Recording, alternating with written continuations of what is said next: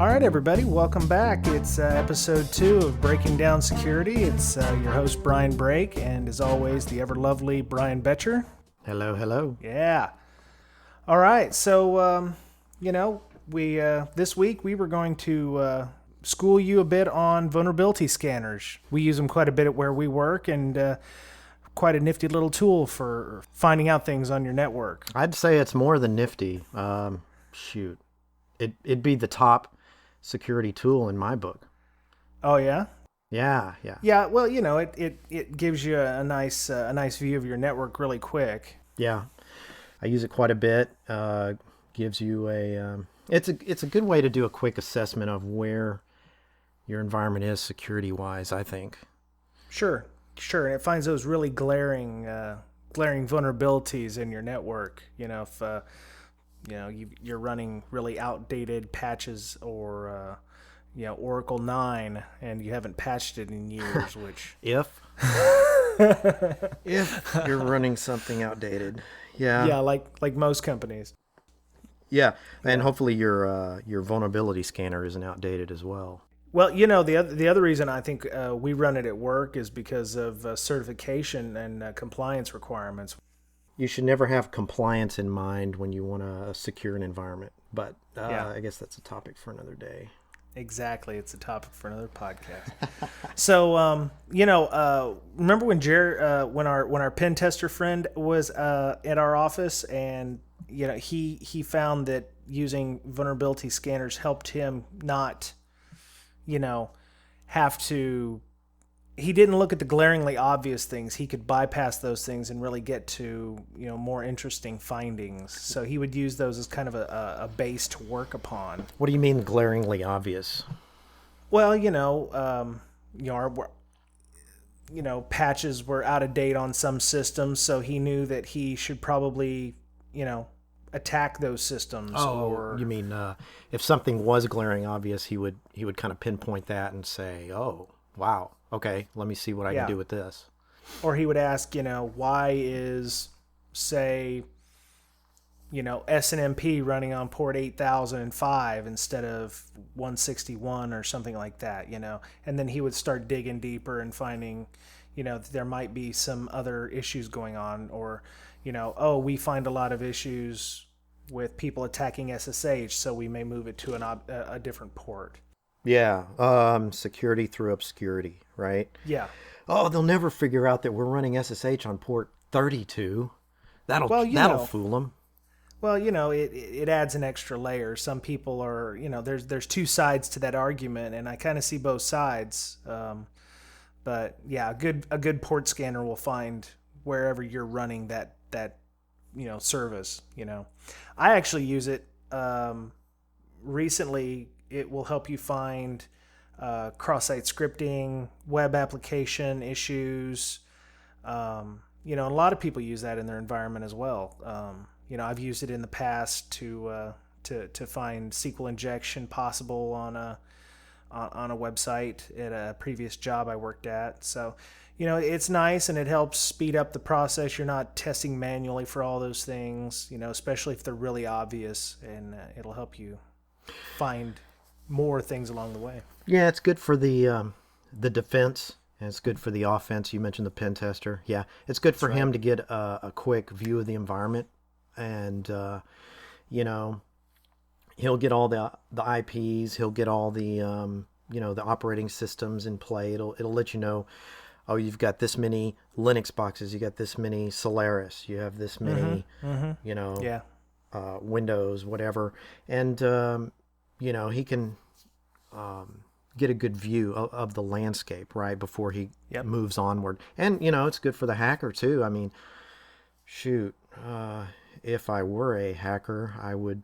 definitely use a vulnerability scanner first off, right?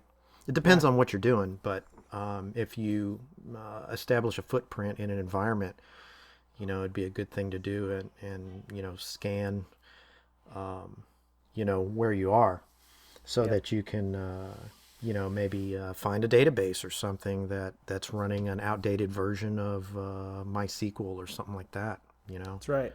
Yeah. Really good stuff. Yeah. If you're if a vulnerability scanner wasn't the first thing I would run, it would be an Nmap scan, which, you know, over the years, Nmap has built up quite a few scripts as well that allow you to find certain things on the network, or you can just, you know, do an entire search for port 80 on your network. They have different vulnerabilities, like you know, some of the new CVEs that come out, people will create NASL scripts for Nmap. So in a way, Nmap can also become a vulnerability scanner as well. It'll also test for iOS password issues.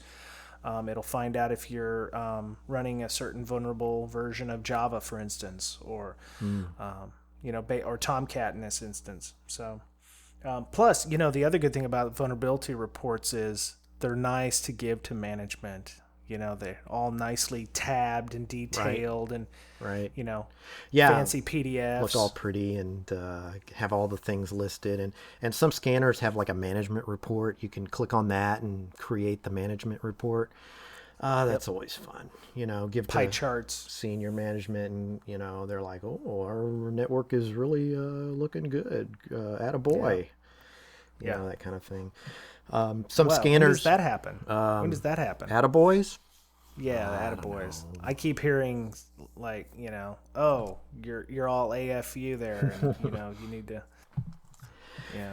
Yeah. Well, you know, usually management doesn't know how bad it is sometimes, right?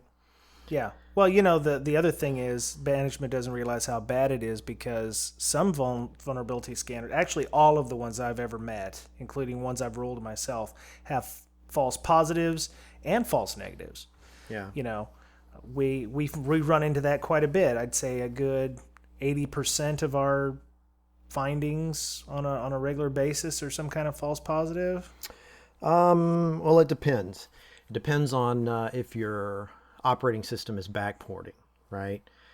Then you get a lot of the false positives. Now, the reason you'll get these false positives usually is the scanner's looking at the header. Like if you're running Apache, sure, it'll look at the header and say, "Oh, you're running version, 2.20 or something like that, and the latest version is 2.23. So you're screwed up. You need to go up 3 levels."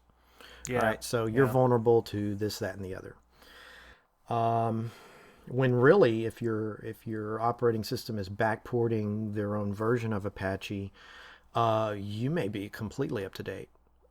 Sure. So you're going to print out all these false positives, and you're going to be, what the hell? What's going on? And you have to, do your research, and you have to know what you're doing. So it's a little bit difficult at first to understand the backporting thing. So you want to, hey, let's explain backporting, right? Yes. What is backporting? Okay, so let's say you install Apache. Let's stick with Apache, and you're on version 20, and version 21 comes out, and version 21 has some security fixes, right? But it also has some new features or some changes in, say, some modules or whatever. So what's going to happen is those modules may change, and if you have any interfaces into Apache, then you may have to recompile those external programs.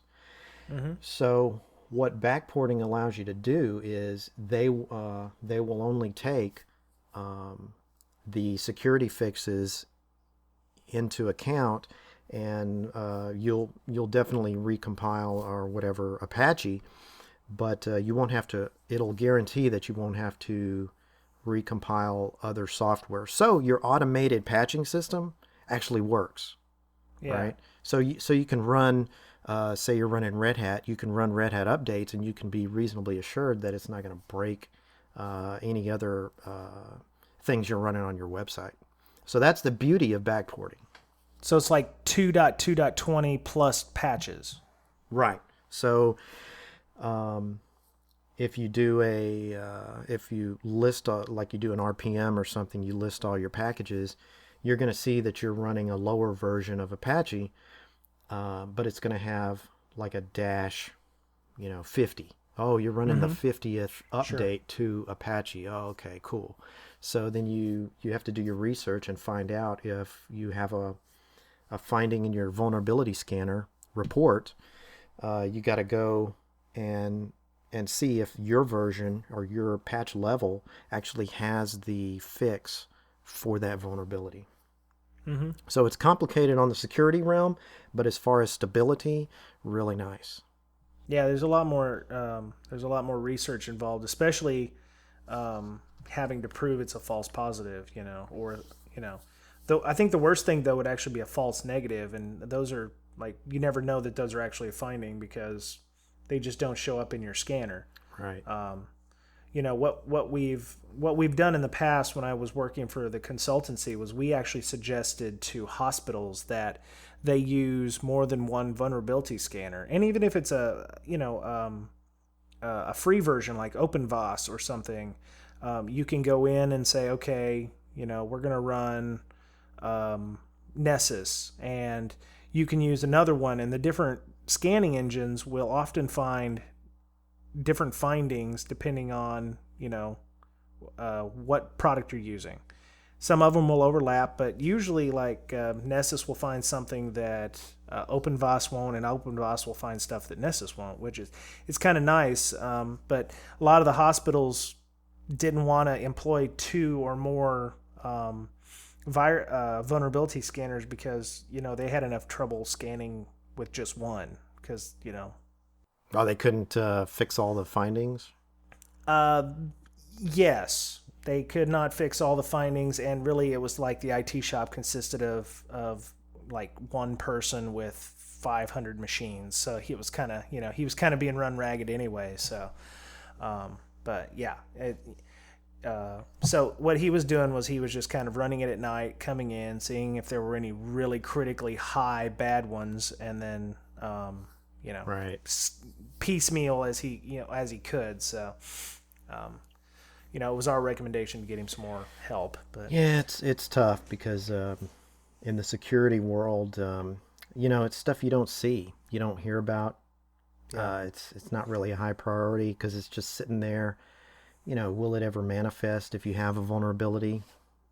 yeah, Probably not. It could, depending on how exposed you are and how valuable what it is you're trying to secure. Right? that's right. Yeah, how big a target you are. Yeah.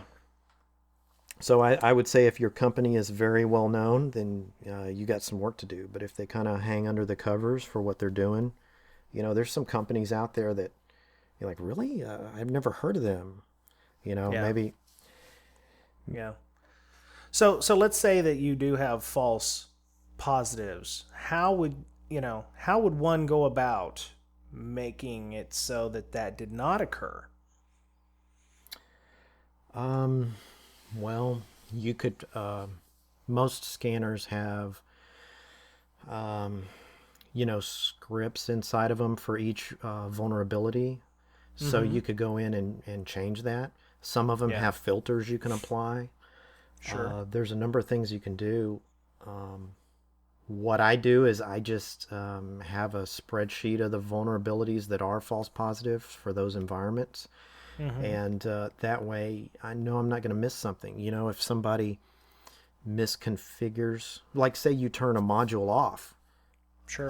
because there's a vulnerability in it, and then maybe somebody does a reinstall and that module comes back. Well, Yeah. you're not going to know unless you recheck, right? Sure. Sure. Yeah, the other way I think we can do it if you have access to the internal network would be to set up like credentialed scanning, where you can Mm, what it'll do is it will not so much scan the network, but it will take a list of your available packages, and then based upon that, it can then determine more accurately whether or not you're vulnerable to certain issues. right. Yeah, Yeah, credential scanning, you got to give, sometimes root access or just access to the box, and then the scanner can go in and actually log into the box, do whatever it needs to do from the inside. A much better scan as a result, more accurate, and you won't get as many false positives typically. Plus, with the credentialed scanning, you can do policy checks as well. Making sure that password lengths and complexities are enforced. Uh, Making sure that you're not setting up NFS for exporting if you don't need it. Yeah. You can also say, getting rid of extraneous programs you don't need, like bind. If you're not running bind, you don't need it on a DHCP server or a web server. Just the presence of having bind on the box, if somebody was to enable it, could cause all kinds of problems. Yep. And if you're running credentialed scans, some companies that sell vulnerability scanners will have, um, scripts that are like compliance scripts. I know we hate to use that 5-letter word audit, but some companies have audit files, so you can download like a HIPAA or a PCI audit file. So they run through all the compliance standards. Um, it's like a configuration for your vulnerability scanner. Goes through all these things. Oh, your password policy needs to be this, and it's not compliant. Sorry. That'll show up on your report. You go fix it and rerun the scan. Yep. So yeah, but the funny thing is with the credentialed scans, everyone that I've ever seen, whether it be Retina, Qualys, these are just ones I've used over the years. Retina, Qualys, even when we use the DISA security readiness review scripts from when I was in the Navy, they all require you to have some kind of passwordless login, non-interactive login with a specific user that could possibly sudo or to run elevated privileges. And you have to think about that as well when you're doing credentialed scans, because if someone was to get a hold of that user, they would have nearly root access on your box. It would be super easy to, Yeah, you want to make that super tight. Yeah, you want to make sure that those people don't have, only certain people have access to that user. Yeah, you go list all the accounts on a box and one of them says, Critical Watch or Nessus. You're like, oh, okay, that's a target. Yep. And, Retina was the same way. You could, setting up, we actually had, when I was in the Navy using Retina, we had 10 to 15 people who had access to the account, and eventually it got to be where we had to lock it down to just 1 or 2 people because they were using it to log in with instead of themselves, because then they would have root user access. So one thing to keep in mind is people will take advantage of any way they can to make their lives easier, right? They will abuse privilege. That's right. Yeah. So we did talk about some. We mentioned Nessus and Qualys. There are other types of scanners. There are some that do specifically for web applications, like Nikto, which is a web application scanner. You have W3AF and Burp Suite, which allow you to make attacks or intercept. I used Burp quite a bit. You use it to intercept HTTP commands, and you can, test cross-site scripting and cross-site request forgery and, SQL injection vulnerabilities on websites. There's also database scanners. You can actually scan whole databases for vulnerabilities, like whether their SIDs are exposed, how the different tables, if they're encrypted, your permissions, the permissions, making sure that SQL admin doesn't have full permissions on the box, to be able to do whatever. Even McAfee come out with a database scanner. I've never used it. I just went in the research, for the podcast here. We found several, different database scanners and stuff. So, but it's there's a lot going on with that. I mean, when I was in the Navy, we used there were 2 different distinct products. We had one for Windows called the Gold Disk, which what it did was it was kind of like an automated script that would go through and scrub the registry. it was quite dangerous because there were different levels on the gold disk. It was like level 1 would take care of all the low findings, and then there were medium findings and high findings. But the problem was, if you didn't use the gold disk on a fresh machine, Yeah. you could actually cause it to not be able to access the NIC. It would lose its domain functions, and then basically you bricked the box, and you had to, we did that several times. We actually did it on domain server because, DISA, Defense Information Systems Agency, security agency, made us start using this thing. So, we were like, okay, we'll just pop this in, run it, whatever. Rebooted the domain server. Thankfully, it was the backup, not the primary. And it was like, oh, we can't log in to the server. Oh, great. Yeah, they're dangerous too. If you've got an application that's kind of fickle or, hanging on by a thread, your scanner's Sure. going to hit it hard and it's going to crash that puppy. Sure, and those benchmarks, the CIS benchmarks, which also do policy type things, Tripwire is another, what we could call it a vulnerability scanner too. You can use the CIS benchmarks in Tripwire to, reduce your, vulnerability footprint, if you will. Enacting a lot of those can actually cause your system to malfunction or to not work as desired unless you know the full extent of what they do. Yeah. So Yeah. I found.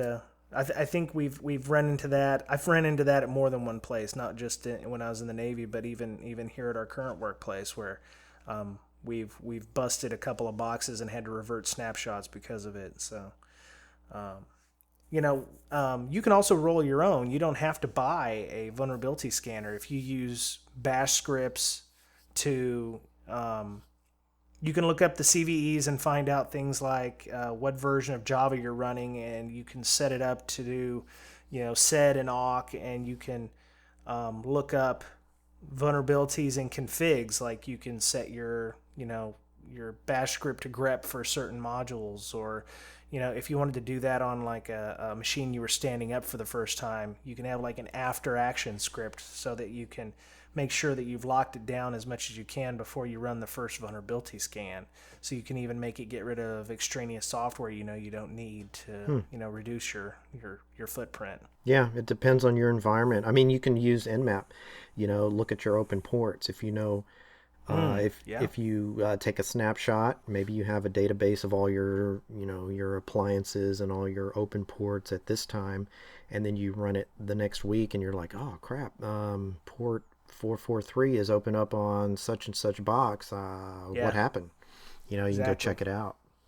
Or why is port 6667 running on this server? Oh, great, I'm running an IRC bot. Great, this server's out on the internet now. Why is that the case? Yeah. That kind of thing. So you could be running a where site.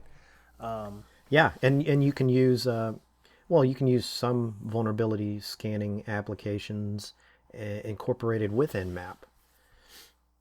Yeah, to do the and you can use Nmap to scan the network with your scanner. I know Nessus used to do that. Oh yeah. Yeah. We really should maybe hit up Tenable and ask them if they want to sponsor the podcast, since we're like giving Nessus so much love. Yeah. Yeah, that'd be a good idea. Ron Gula and them over there. No, they don't sponsor us. Actually, we don't have any sponsors yet, but it would be nice to have some. So, I'll sponsor you. Oh, that's nice. I appreciate that. Cookies and milk, I guess. So I'll bring donuts on Monday. How about that? Oh, that'd be sweet. Yeah, get some glazed. I love those. So the other thing is the form factor they live in. When we use Qualys, when I was a contractor, what we would do is the Qualys that has a box, it has an appliance, like a little 1U server kind of thing, and it's not very big. It's actually just a little bit bigger than one of like a home router or something. And we used to ship them to our customer and use them as like pen test boxes so that we could do remote penetration tests instead of having a laptop or something where we had to ship it to them. So they would get it and it would connect. Once they plugged in, you had to have DHCP on the network. You'd plug it into their network, you'd get a DHCP address, and then that system would automatically connect to Qualys's servers at the headquarters and location, and then you could log in to the appliance and do whatever it is you needed to do. Vulnerability scanning, testing, port scanning, that kind of bit. Instead of having a $2,000 laptop being sent to somebody getting lost in the mail, they would insure them. And I thought that was quite interesting because we would use them quite a bit. We had like 5 or 10 of them, and we would just mail them out to different clients on a regular basis, depending on what support level they used, obviously. Yeah, that's cool. But it was pretty ingenious. I liked it. We don't have any need for anything like that today, but most of the other ones are just a regular download. Nessus uses like a VM now. They do like a VM type solution, right? With you can download a VM and install it in your environment. I'm not sure if you can download a VM with Nessus. I don't know. Well, how have to check did that we out. just download a regular exe and install it that way? Yeah, exe or a package, depending Okay. on if you're running Linux, you can download a package.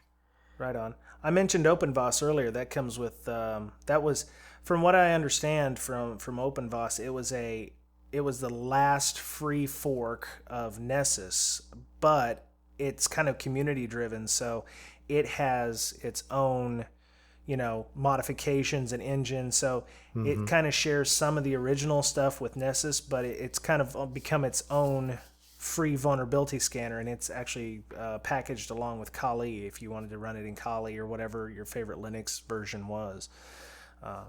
I've used it several times at my home, and it's pretty good. It runs pretty fast.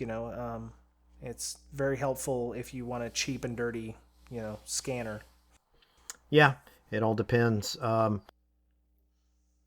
As far as vulnerabilities, it's important that you don't take the output of the vulnerability scanner to heart, because it just, it finds the known vulnerabilities, right? There could be, That's right. There could be hundreds, thousands of vulnerabilities that could be used or exploited in your system, that are just out in the wild, and the security community doesn't know about them. That's right. One way, you could look up vulnerabilities on NIST, National Institute of Security. What is it? Security. National Institute of Standards and Technology. Standards and Technology. Yeah. Yeah, they have the National Vulnerability Database, the NVD. That's right. Right, and so your vulnerabilities have typically a CVE number associated with them, and that's how all the scanners, I believe, use the CVE numbers for each vulnerability. Standard.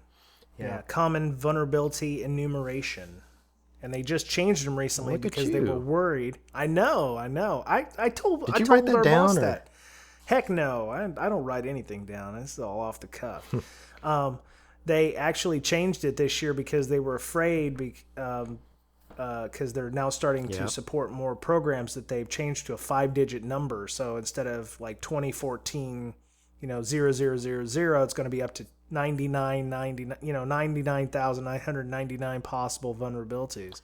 Yeah. So they're trying to future-proof it, I guess. So when you get up to like 2015, 45,5 or whatever, Well, 45,000, that's just the way things are going now, right? They're finding more and more vulnerabilities. They're thinking they're going to eclipse the 4 digits that they used to give.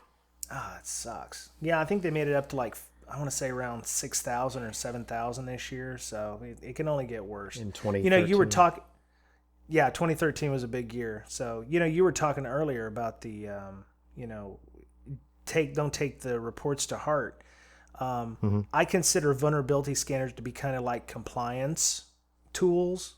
They only get you so far. They only get you so far, right? They only get you so far. You want to, take that report and go, okay, yeah, we got to patch this, but we also got to look at, other ways to make ourselves secure.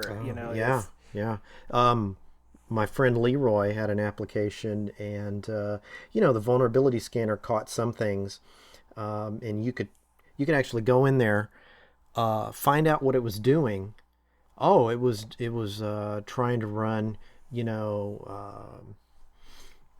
some kind of a input string into your Java application, right? Mm-hmm. And Yeah. then your application would parse it out and then run some kind of function, right? So Yeah.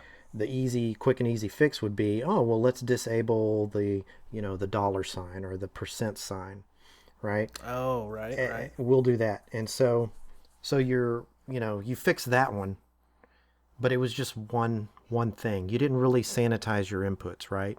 There's differences Yeah. between whitelisting and blacklisting your inputs. Yeah. Yeah. I was you were talking about code and everything. There are vulnerability scanners that scan code as well. Well, that's true. I don't. Yeah.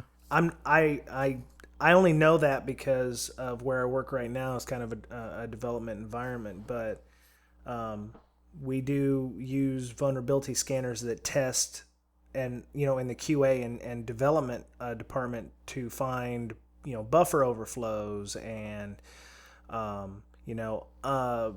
what like bad characters or Yeah. you didn't close your parentheses or that kind of stuff. Yeah. Well, a lot of that stuff comes out in the pre-compile, but yeah, there are tools that will look at your code and say, you didn't sanitize your input, or things like that. Like You have you a mentioned, null point to reference or something like that.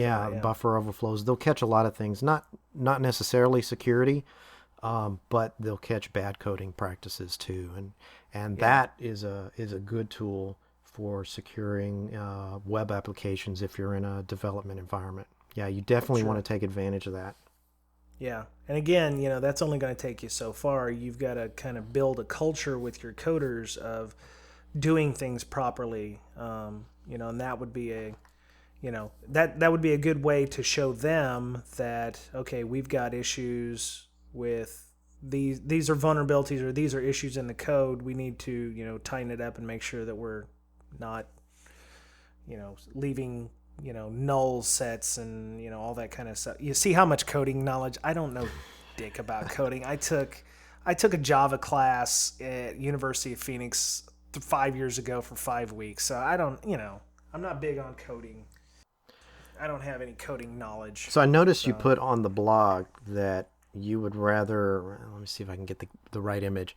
You'd rather paint a fence underwater than do audio editing or something like that. So if I were to cuss up a shitstorm, you'd have a pretty bad day, right?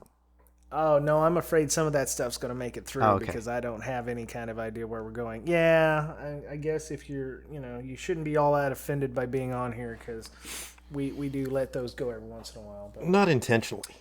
Not intentionally. It's absolutely on purpose.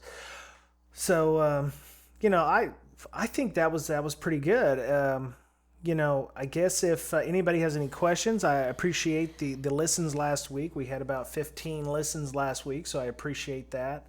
Mr. Betcher left quite abruptly last week because his laptop kind of died. It went into hibernation mode.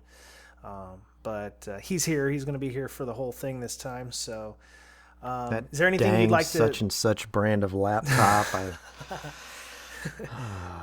Company issue. Yeah. It rhymes with Bonovo. Yeah. My fruit company product doesn't do that. So. Yeah. No, it just has like a 3-hour battery. So. So I guess that's it. I mean, do we have anything else we want to say? Maybe a conclusion that they're good, but we only want to take them with a grain of salt. Yeah, I would say if you're a security professional, you definitely want to know how to use them. You definitely want to use them in your environment. They're a good first step, and run them regularly.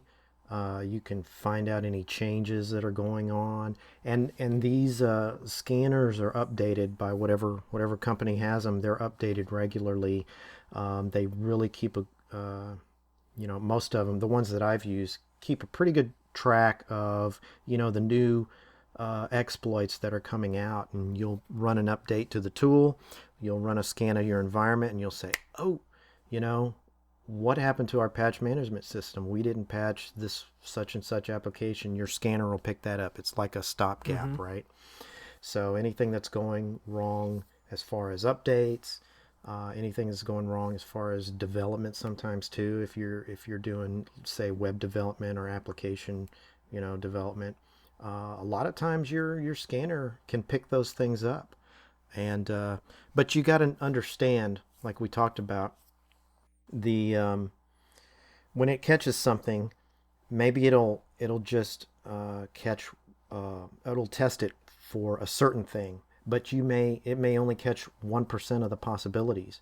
You got to look at that and say, whoa, Yeah. I need to really change the way this application is working in this particular field, or and you can't just say, well, to pass an audit, I need this vulnerability to go away, so I'm going to tell my developer to just disallow the % in the inputs, and then we'll just move on with our lives. That's not the tactic you want to take. Yeah, plus you also want to, when you have these fancy reports you're about to give to management, you need to reiterate to them that this is, it's a good first step. It's a good first step. There's 500 findings on here, but, most of these are probably, you got to, if there's really 500 findings, then say there's 500 findings. But if you're using, backported Linux versions like Red Hat, where, you tell them there's going to be false positives if there really are false positives, and show them proof, and help them understand that this is not a miracle tool. It's not a I said silver bullet, didn't I? Damn. I try to stay away from those buzzwords, silver bullet, low hanging fruit, that kind of thing. But I guess I done did it. But yeah, just tell them it's not a cure all. That you've got to go beyond that. Just having a clean vulnerability scan is not enough. Yeah, go for the gold bullet and the high hanging fruit, and there you go. The high hanging fruit. Yeah. But yeah. Something that the security professional definitely needs to use. Definitely. Sure. Yep. All right. So I guess that was it. That was awesome. Let's see. We are. This is the Breaking Down Security podcast. We're on Twitter at. My name is @BryanBreak, or you can just search for Breaking Down Security. With my last name is BRAKE. I'm still trying to get Mr. Betcher to get on the social medias, because I think he's on. You're on scary. MySpace, right? You're on MySpace. MySpace. You're on. No. So yeah, we're on Google Plus. Not that there's anything wrong with that MySpace stuff. What? I think it's gone the way of the dodo. Let me check my AOL account, and I'll try to get my MySpace password. There you go. Get your ICQ instant messenger back up and running. So we've got a blog on Blogspot, on Blogger. It's Breaking Security with my last name, BRAKE. See, it's not getting as funny now. See, it was funnier the first couple times. Now it's not just so funny. BreakingSecurity.blogspot.com. We're going to post the show notes and additional, informations on there. And we got the RSS feed, and we're trying to get iTunes to go ahead and say, yes, you are a legit podcast in iTunes, so that you'll be able to use the iTunes goodness to download versions. So we had some audio issues last week, but I think we fixed them. So I think that's going to be good. So. So the intro and the outro music is done by Kevin MacLeod over at incompetech.com. It's royalty-free music. I support, because basically I didn't have to pay him yet. I'm going to pay him. I'm going to send him some Skrill just to, say thank you. So is there anything else you want to say, Mr. Betcher? Are you going to get on the internets? You going to get on the inner tubes? The internets? Yeah. Yeah. Social media. Yeah, I'm a big privacy guy, so it's going to take a while. So just take a while. I know. Well, we can talk about that too. That's for another podcast about how security works with social media. Yep. In a word, it doesn't. But Twitter's only 140 characters. Maybe you could do that. So I could try. All right. Well, yeah. There you go. Bet you're not secure. That's right. We could do bet you're not secure. Bet you're not secure. You better get that one before someone takes that. Yeah. So. Yeah. So, well, that was, I guess, episode 2 of Breaking Down Security. My name is Brian Brake.